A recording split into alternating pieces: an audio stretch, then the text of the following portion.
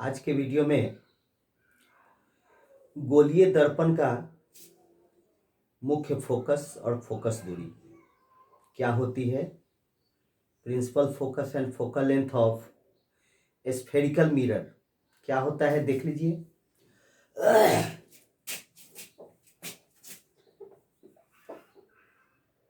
सबसे पहले concave mirror के लिए, फॉर कॉनकेव मिरर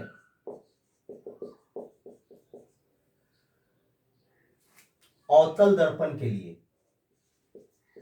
अवतल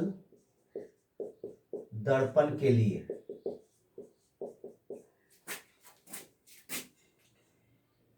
ये कोई अवतल दर्पण है, कॉनकेव मिरर है।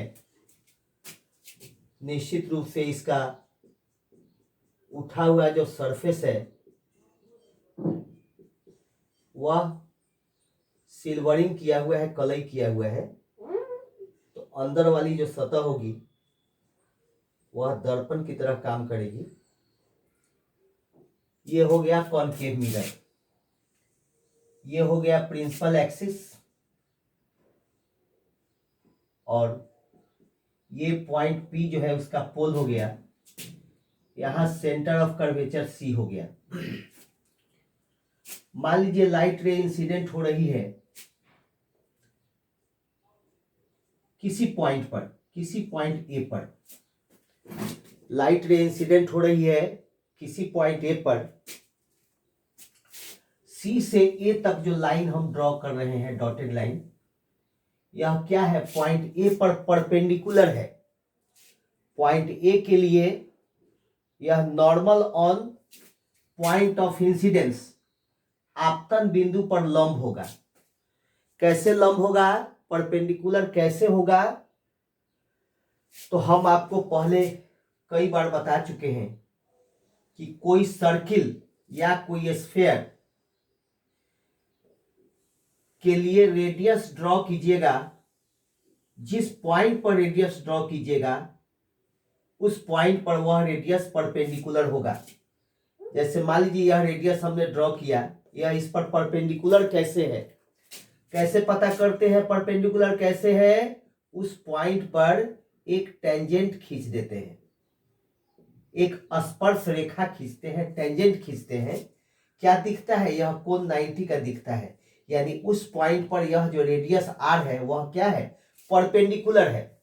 उसी तरह से centre of curvature, centre of curvature क्या था, उस स्फीयर का सेंटर था जिसका ये कॉनकेव मिरर एक पोर्शन है, एक पार्ट है। तो इसके सेंटर से कोई भी लाइन अगर हम इस मिरर पर ड्रॉ करते हैं तो वह क्या है, वह रेडियस है।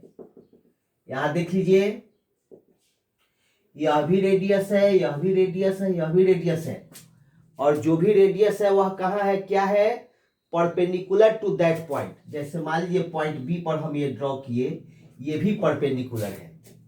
क्यों परपेंडिकुलर है, अब ये भी बता दिए कि आप टेंजेंट ड्रॉ करके चेक करेंगे तो पाएंगे कि यह एंगल 90 है किसी भी पॉइंट पर। जैसे मान लो इस पॉइंट पर,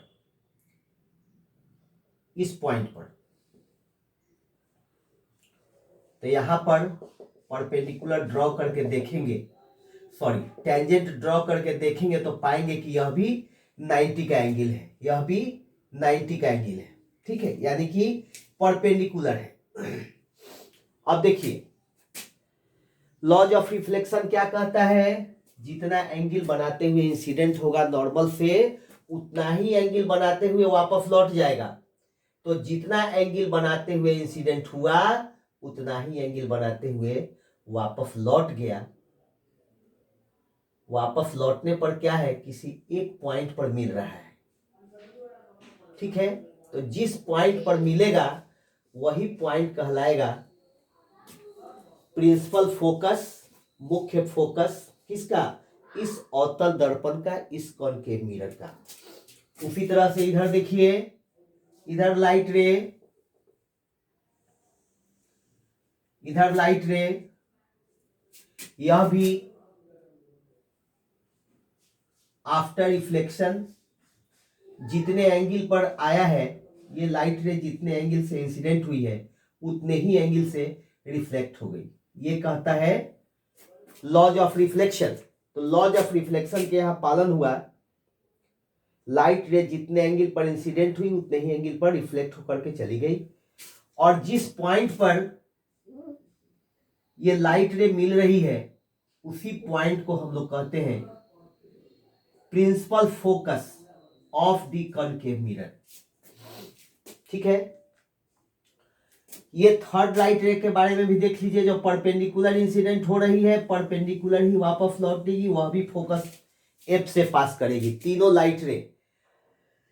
तीनों light ray parallel to principal axis है, प्रधान अक्ष के समानांतर है, जो प्रावर्तन के बाद प्रधान अक्ष के एक ही बिंदु पर मिल रही है, जिसको कहते हैं हम लोग अभिसरित होना,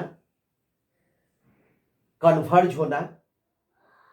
उस बिंदु को कहते हैं अवतल दर्पण का मुख्य फोकस। फिर से एक बार, प्रधान अक्ष के समानांतर आती हुई प्रकाश की किरणें अवतल दर्पण से परावर्तन के बाद प्रधान अक्ष के जिस बिंदु पर अभिसरित होती है यानी कि मिलती है, वही बिंदु अवतल दर्पण का मुख्य फोकस कहलाती है। ठीक है,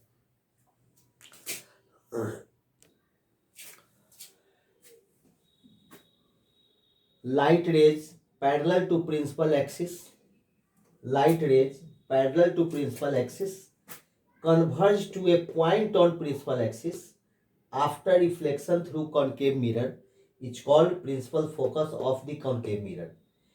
In figure it is denoted by capital F.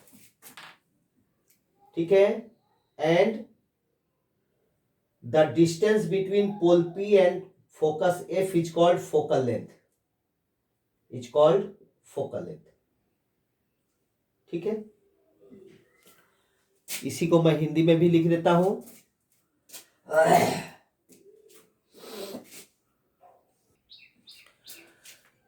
Hindi में लिख दिया हूं, प्रधान अक्ष के समानांतर आती हुई प्रकाश की किरणें अवतल दर्पण से परावर्तन के बाद प्रधान अक्ष के जिस बिंदु पर अभिसरित होती है उस बिंदु को कहते हैं अवतल दर्पण का मुख्य फोकस। चित्र में इसको कैपिटल एफ से सूचित किया गया है। ध्रुव P तथा F के बीच की दूरी को फोकस दूरी कहते हैं। ध्रुव P तथा फोकस F के बीच की दूरी को फोकस दूरी कहते हैं।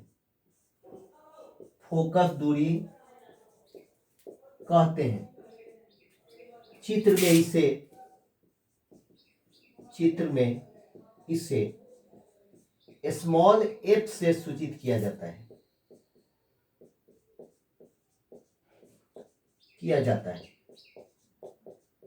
अब देखिए, कहने का मतलब यह है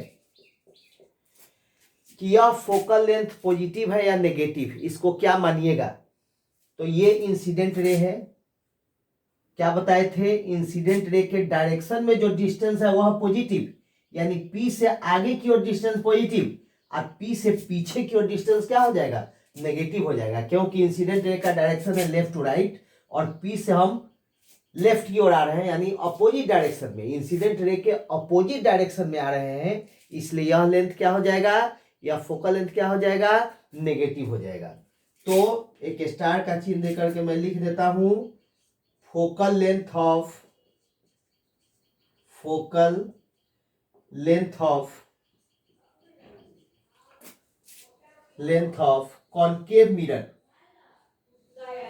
concave mirror small f equal to negative. ठीक है, अवतल दर्पण की फोकस दूरी क्या हो जाएगी, ऋणात्मक हो जाएगी। ठीक है, पॉज करके नोट कर लीजिए।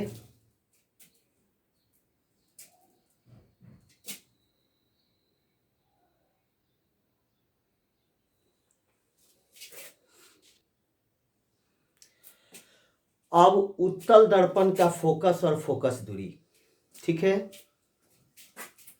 For convex mirror, convex mirror, उत्तल दर्पण के लिए, उत्तल दर्पण के लिए, यहां देखिए ये है कॉन्वेक्स मिरर, उत्तल दर्पण। क्या बताए थे, ये धंसा हुआ जो सतह है, जो कॉन्केव सरफेस है, उस पर कलई करिएगा तो उठा हुआ सतह दर्पण की तरह काम करेगा, दर्पण की तरह दिखेगा। इसको कहेंगे हम लोग उत्तल दर्पण, कॉन्वेक्स मिरर। ये प्रिंसिपल एक्सिस, यहां सेंटर ऑफ कर्वेचर सी, ये पोल, ऐसे लाइट रे आई, ऐसे लाइट रे आई,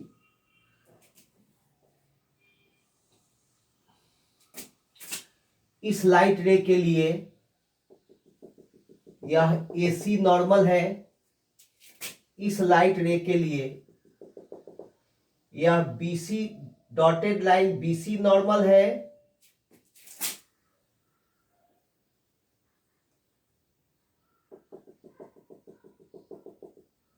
ठीक है।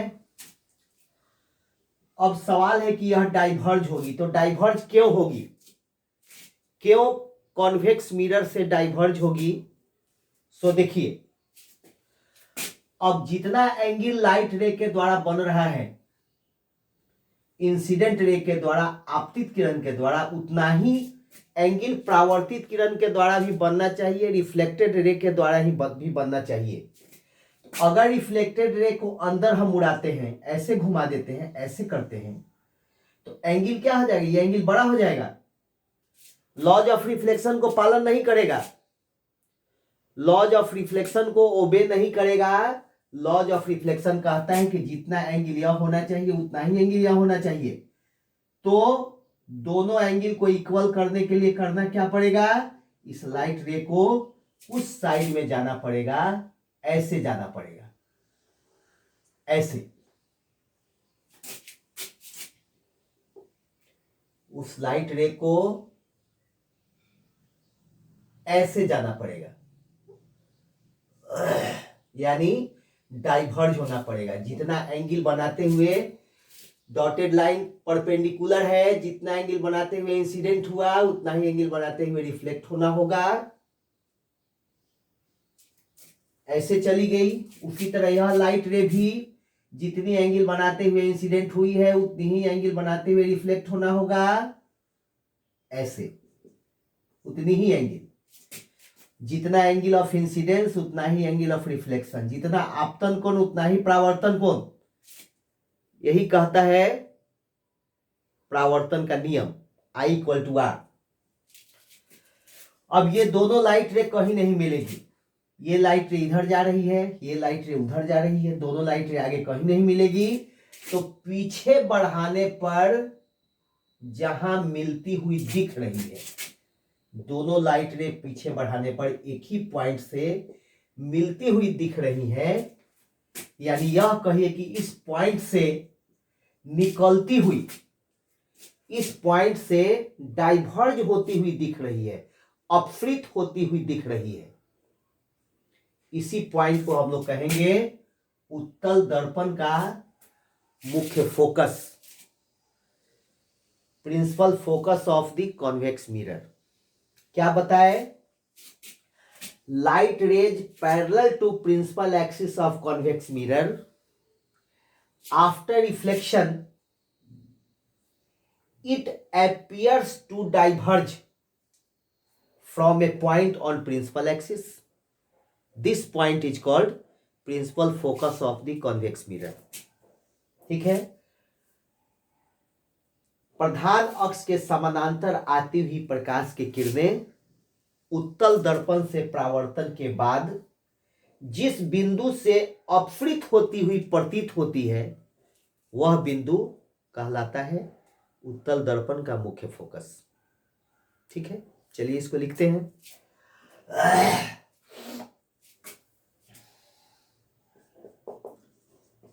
Light rays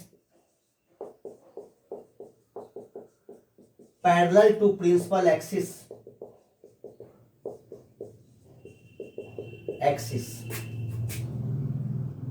of convex mirror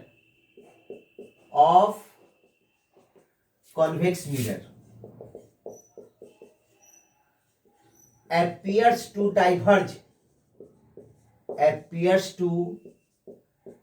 diverge from a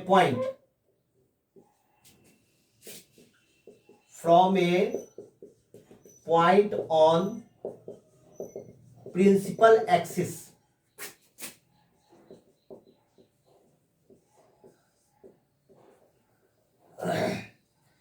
after reflection through the convex mirror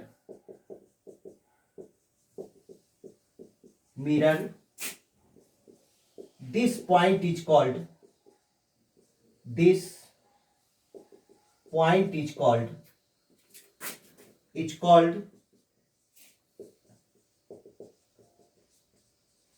principal focus of the convex mirror. In figure it is denoted by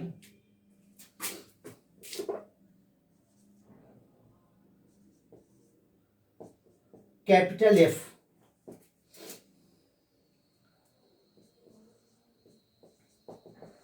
The distance between pole P and focus F is called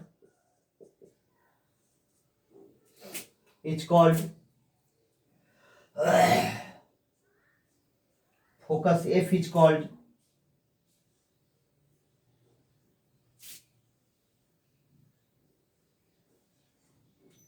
focal length. In figure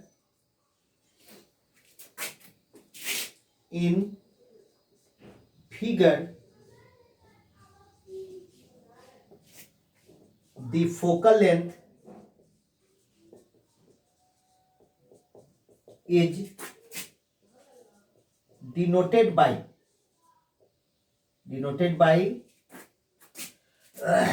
small f. यहां से यहां तक का distance क्या हो जाएगा? Focal length हो जाएगा। फोकस दूरी इसको हिंदी में कहेंगे। पोल पी और फोकस एफ के बीच का डिस्टेंस। चलिए पहले इसको पॉज करके नोट कर लीजिए।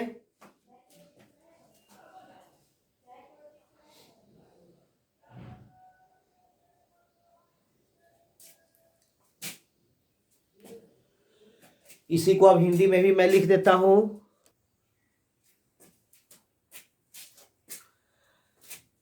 प्रधान अक्ष के समानांतर आती हुई प्रकाश की किरणें उत्तल दर्पण से परावर्तन के बाद जिस बिंदु से अपसृत होती हुई प्रतीत होती है उस बिंदु को कहते हैं उत्तल दर्पण का मुख्य फोकस।